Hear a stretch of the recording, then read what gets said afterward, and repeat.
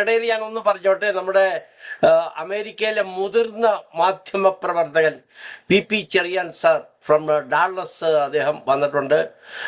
ഇവിടെ അദ്ദേഹത്തിൻ്റെ ഡി മലയാളി, അദ്ദേഹം അതിൻ്റെ ചീഫ് എഡിറ്റർ ഡി മലയാളി. അതേമാതിരി അദ്ദേഹം അതിന് മുൻപ് തന്നെ അദ്ദേഹം അമേരിക്കയിൽ വളരെ നാട്ടിലും ഇവിടെയും ധാരാളമായിട്ട് എഴുതിക്കൊണ്ടിരിക്കുന്നു. റിപ്പോർട്ടിംഗ് ആണ് അദ്ദേഹത്തിൻ്റെ. എന്താണ് അദ്ദേഹത്തിന് ഈ പറയുന്ന കേരള എലക്ഷൻ, അസംബ്ലി എലക്ഷൻ പറയാനുള്ളത്? ഏത് മുന്നണി അധികാരത്തിൽ വരും? അദ്ദേഹത്തിൻ്റെ പ്രഡിക്ഷൻ എന്നാണ് ഇത്? എന്താണ് ഇത് മാതിരിയുള്ള അനുമാനങ്ങൾ? എന്താണ് അദ്ദേഹത്തിൻ്റെ ഒരു പ്രവർത്തന പാരമ്പര്യത്തിൽ നിന്ന്? എന്താണ് ബി ജെ പിക്ക് എത്ര കിട്ടും, എൻഡിഎക്ക് എത്ര കിട്ടും, അതേമാതിരി LDFന് എത്ര കിട്ടും, UDFന് എത്ര കിട്ടും? എന്താണ് സാറിൻ്റെ ഒരു അഭിപ്രായം കേൾക്കാൻ താല്പര്യമുണ്ട്. ഓക്കെ, ഞങ്ങൾ 6:30 ആരംഭിച്ചതാണ് മീറ്റിംഗ്. ആൾക്കാർ വരികയും പോവുകയും ഒക്കെ ചെയ്തിരുന്നു. Please P Cherian sir.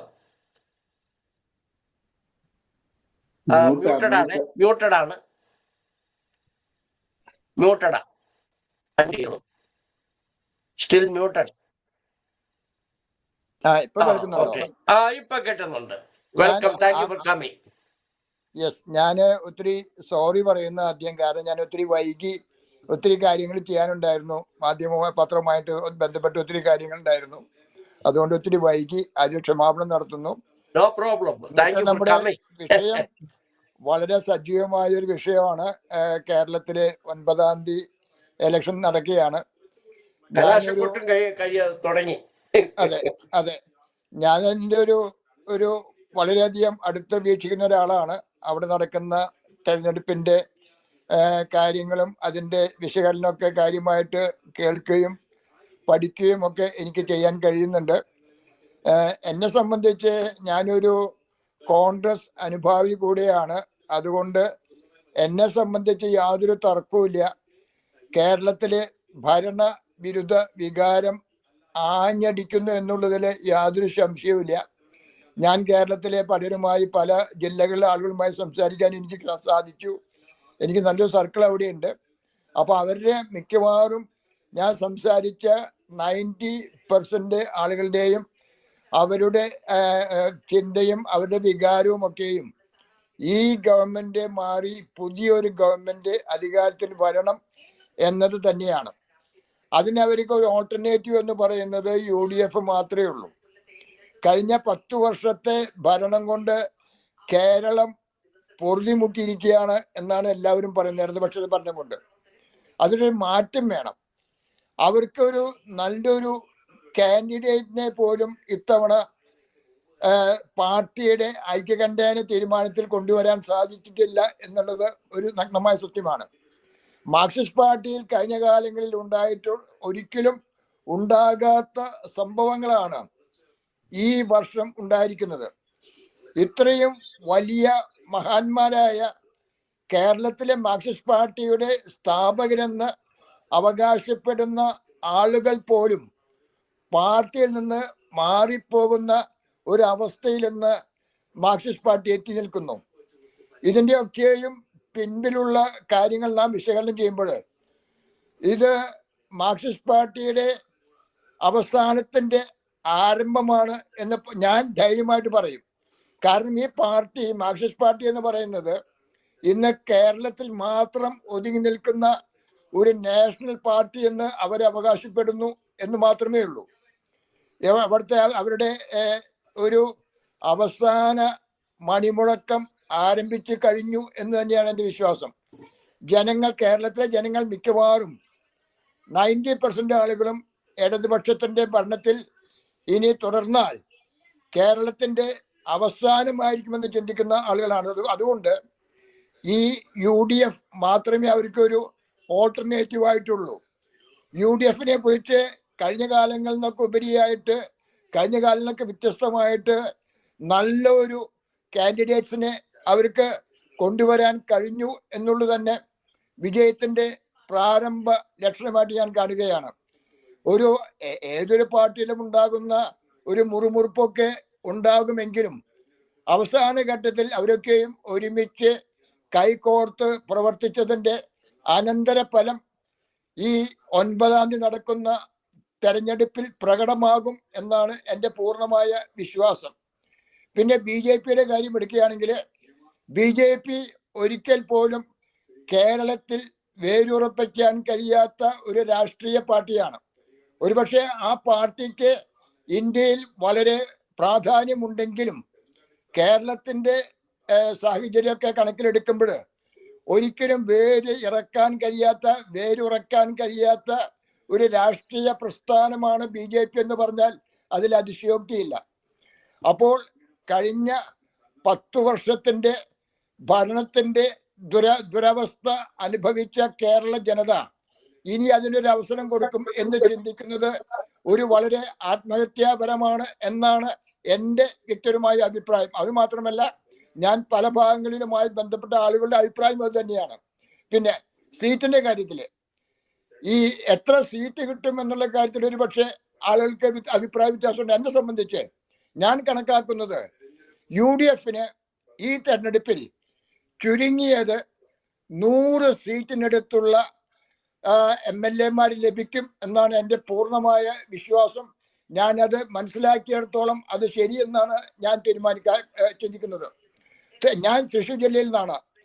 Thrissur ജില്ലയിൽ കഴിഞ്ഞ തെരഞ്ഞെടുപ്പിൽ UDFന് കിട്ടിയത് ആകെ ഒരു സീറ്റാണ്, ചാലക്കുടി സീറ്റ് മാത്രമാണ്. 13 സീറ്റുകൾ അവിടെ കേരളത്തിലുണ്ട്, തൃശ്ശൂരുണ്ട്. പക്ഷെ ഇത്തവണ എല്ലാ റെക്കോർഡും ഭേദിച്ച് തൃശ്ശൂരിൽ മാത്രം ഒരു 8 സീറ്റ് ലഭിക്കുമെന്നാണ് ഞാൻ അവിടുന്ന് മനസ്സിലാക്കാൻ എനിക്ക് കഴിഞ്ഞത്. ഇത്തവണ തൃശ്ശൂരിൽ നടന്ന മറ്റേ പ്രാദേശിക തെരഞ്ഞെടുപ്പിലൊക്കെയും വ്യക്തമായ ഭൂരിപക്ഷം അവിടെ UDFന് ലഭിച്ചിട്ടുണ്ട്. അപ്പോൾ എന്നെ സംബന്ധിച്ച് കേരളത്തിലെ ഒരു ഭരണമാറ്റം ഉണ്ടാകും എന്നതിൽ യാതൊരു തർക്കമില്ല. ഇടതുപക്ഷ അല്ലെങ്കിൽ ഭരണവിരുദ്ധ വികാരം അവിടെ ആഞ്ഞടിക്കുന്നു എന്നൊരു തർക്കമില്ല. UDF അധികാരത്തിൽ വരുമെന്ന തർക്കമില്ല. അതുപോലെ തന്നെ നമ്മുടെ ഭാരതീയ ജനതാ പാർട്ടി BJP കേരളത്തിൽ ഒരിക്കൽ പോലും ഈ തവണ അക്കൗണ്ട് തുറക്കുമെന്നുള്ള ഒരു വിശ്വാസവും എനിക്കില്ല. കേരള ജനത പൊറുതിമുട്ടിയിരിക്കുകയാണ്. ഭാരതത്തിൽ ഇന്ന് BJP ഗവൺമെന്റ് കൊണ്ടുവന്നിരിക്കുന്ന ഓരോ നിയമങ്ങളും സാധാരണക്കാരൻ്റെ ജീവിതത്തിൽ അത് വളരെയധികം വിഷമമുണ്ടാക്കുന്ന പല നിയമങ്ങളും, അല്ലെങ്കിൽ മറ്റ് മതങ്ങളുടെ അടിസ്ഥാനത്തിൽ ചിന്തിക്കുകയാണെങ്കിൽ പലർക്കും ബുദ്ധിമുട്ടുണ്ടാക്കുന്ന തീരുമാനങ്ങളാണ് BJP കേരളത്തിൽ കൊണ്ടുവന്നിരിക്കുന്നത്.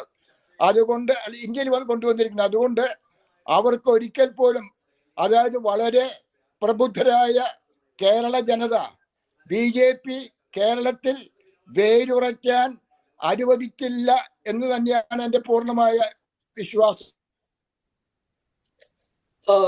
Thank you PPLC sir. ഒരു ചോദ്യം ഇതിന്റെ ഇടയിൽ ആർക്കും ഉത്തരം പറയാം. PPLC സാറിനോട് ചോദ്യം. അതായത് ഇപ്പോൾ BJPയുടെ മുഖ്യമായ NDA, അതായത് കോൺഗ്രസ് മുക്ത ഭാരതം എന്നാണ് നമ്മൾ കേട്ടിട്ടുണ്ട് അവരുടെ. അപ്പോൾ ഇവിടെ UDF അധികാരത്തിൽ വന്നാൽ സത്യത്തിൽ കേന്ദ്രത്തിൽ നിന്ന് കിട്ടേണ്ട സഹായങ്ങള് ന്യായമായി കിട്ടേണ്ട അത് കിട്ടാതെ ഇരിക്കില്ല വീണ്ടും. കാരണം ഞങ്ങൾ എത്ര ശ്രമിച്ചാലും ഞങ്ങൾക്ക് ഒരു സീറ്റ് പോലും BJP അത് കേരളക്കാർ തരുന്നില്ല. അതുകൊണ്ട് കേരളക്കാരെ തീർത്തും അവഗണിച്ചേക്കാം. അല്ലെങ്കിൽ ഈ കേരളം ഭരിക്കുന്ന മന്ത്രിമാരുടെ അല്ലെങ്കിൽ കേരളത്തിൽ ഈ അവർക്കെതിരായ രാഷ്ട്രീയ പാർട്ടികൾ ഇതുവരെ കണ്ട മാതിരി തന്നെ അവർക്കെതിരെ എന്ത് നിസ്സാര കാര്യത്തിന് പോലും ഒരുപക്ഷെ EDയെ വിട്ട് പീഡിപ്പിക്കാനുള്ള സാധ്യതയില്ലേ? അതിനെ ജയിച്ചു വരുന്ന ഇപ്പൊ UDF ജയിക്കുമെന്ന് സാറ് പറയുന്നു. ജയിച്ചു വരുന്ന ഇവർ എങ്ങനെ ഇതിനെ നേരിടും? അതോ ഇപ്പം ചിലർ പറയുന്നു സാബു ജേക്കബ് ഒരു തരത്തിലും അദ്ദേഹം BJPയെ അനുകൂലിക്കുന്ന ഒരു വ്യക്തി ആയിരുന്നില്ല. പക്ഷേ അദ്ദേഹത്തിനെതിരായിട്ട് ഭീഷണി വന്നു, അദ്ദേഹത്തെ പീഡിപ്പിക്കും, അദ്ദേഹത്തിനെതിരായിട്ട് അന്വേഷണം വരുന്നു എന്ന് കരുതി അദ്ദേഹം BJP പാളയത്തിലേക്ക് മാറി എന്ന് അഭിപ്രായപ്പെടുന്ന ഒരു ജനവിഭാഗം ധാരാളമുണ്ട്. അതേമാതിരി പീഡനങ്ങൾ തരുമ്പോൾ ഈ പീഡനം അനുഭവിക്കുന്ന രാഷ്ട്രീയ പാർട്ടികൾ മാത്രമല്ല, കേരളത്തിലെ പൊതുജനങ്ങൾ കൂടെയാണ്.